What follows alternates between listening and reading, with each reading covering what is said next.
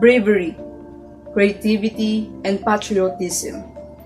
These are the words that we can associate in the history of Philippine press during the American colonial period. However, despite this period's breakthroughs, some might not be familiar with how Filipinos faced the long-running suppression and decided to raise their voices to fight for our country's independence. Let us take several steps backward and contemplate with the questions: how the Filipinos respond to the colonizers' oppression? Who are the people who stood firm as anti-Americans? What are the significant events during the American regime that are pierced through our current generation? That's what we're going to talk about in this video. Join us as we take you back to the paramount and noteworthy chapter of the story of our very own Philippine press. Suppression isn't a new story to tell. Ever since we've been colonized, Filipino journalists suffered from the hands of our colonists due to continuous suppression and censorship. No one should write or tell anything against the Americans unless you're willing to get penalized or jailed. Sedition law and libel was considered during this time, wherein any overt or covert speech or publication that encourages Filipinos to fight the American colonial rule in the Philippines are treated as an unlawful act. A case libel can be filed whenever there is a public and malicious imputation of crime, vice, defect, real or imaginary, that tends to cause dishonor, discredit, or humiliate a person. Newspapers during this period were published mostly by American journalists, and English became the de facto medium of instruction and language. As expected, the newspapers were pro-American and revolved around the political and religious topics. I know that it sounds like the Filipinos were defenseless during the American colonization, but let me give you a hint that this period definitely unveiled how genius and creative the country's journalists are. So stay tuned because we'll go through it in the latter part of today's discussion. There were two types of newspapers that existed during the American regime. First is the revolutionary press, and second is the commercial publications. The revolutionary press talks about the Filipinos' sentiments against the American government, while commercial publications are those that were put up by the Americans, wherein the liberal style of journalism was introduced into the Philippines. On the surface of the globe, some were born to eat and devour, others to be eaten and devoured. The eagle, symbolizing liberty and strength, is the bird that has found the most adepts, and man, collectively and individually, have desired to copy and imitate the most rapacious bird in order to triumph in the plundering of their fellow men. There are men who, besides being eagles, have the characteristic of the vulture, the owl, and the vampire. Such are the characteristics of the man who is at the same time an eagle who surprises and devours, a vulture who gorges himself on dead and putrid meats, an owl who affects a petulant omniscience, and a vampire who silently sucks the blood of the victim until he leaves it bloodless.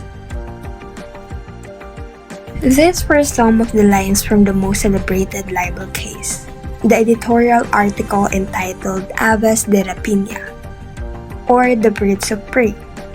It was published on October 30, 1908 under the bilingual Spanish-Tagalog evolutionary press newspaper El Renacimiento.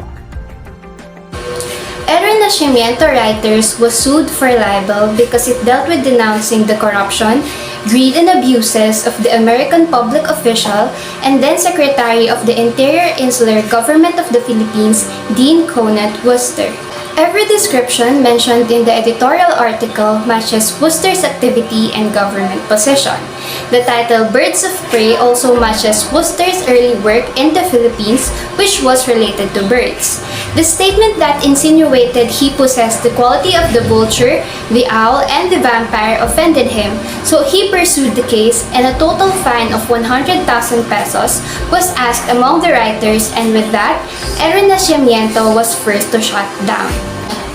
However, just like what the Filipino historian, cultural administrator, and journalist Ambet Ocampo said, Worcester may have won the case, but Philippine history has chosen to remember him as the villain, and El Renacimiento commemorated as a nationalist paper that fought for press freedom during the American colonial period.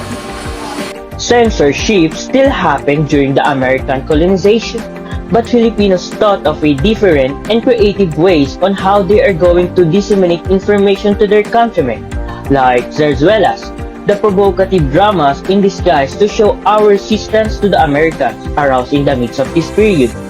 The use of talinhaga or symbolisms were also considered in expressing protests, since our freedom was in a crucial state.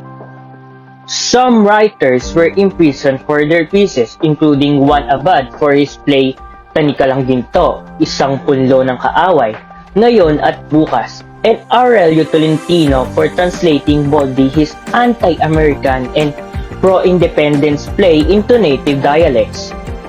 Similar pressures were exerted on other revolutionary and nationalistic newspapers like Sakdal, which published in Tagalog dialect, and it made Benigno Ramos, the founder, as a hero for attacking regressive taxes of the government and their abusive capitalists and landlords during that time. As years went by, business gained the spotlight, and newspaper publishing during the American period became less of a government concern. In 1900s, the Manila Daily Bulletin by Carson Taylor aimed to provide information about shipping, and the later on became a general daily newspaper in 1912. Radio broadcasting was introduced in 1922 when a 50-watt radio station was opened by an American businessman in Manila. However, it was not intended for commercial broadcasting, but as a demonstration channel for his electrical supply business. After 2 years, Pioneer Commercial Radio Station went on air, the KZKZ of Radio Corporation of the Philippines, and KZRQ of the Far Eastern Radio Incorporated. The American has a huge influence in Philippine radio since the content of the programs and the talents were brought by the American.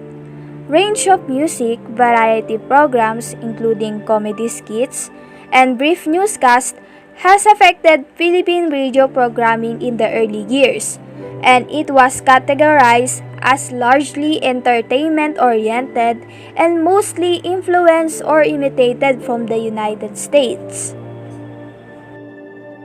The bulk of Philippine radio stations, as well as the shows hosted by the American announcers, singers, and artists, are owned and operated by Americans. Even in terms of manufacturing and technology, the colonies dominated. So it is no surprise that the language and music of the United States have been heavily adopted. Until a few years before the conclusion of World War II, news and public affairs programming, including government programs, were almost unheard of, and advertising of items other than those of the station owners began only in 1939.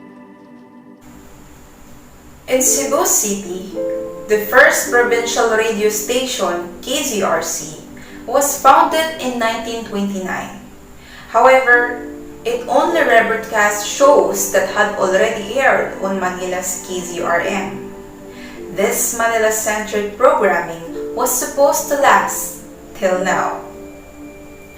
During World War II, radio played an essential part in keeping the Filipino spirit alive. as KZRH carried the voice of freedom from its transmitter on Corregidor. Its impassioned program announcing the capitalization of Bataan in 1942, hosted by Norman Reyes, is a broadcast journalism classic. Bataan has fallen, but the spirit that made it stand, a beacon to all the liberty-loving peoples of the world, cannot fall.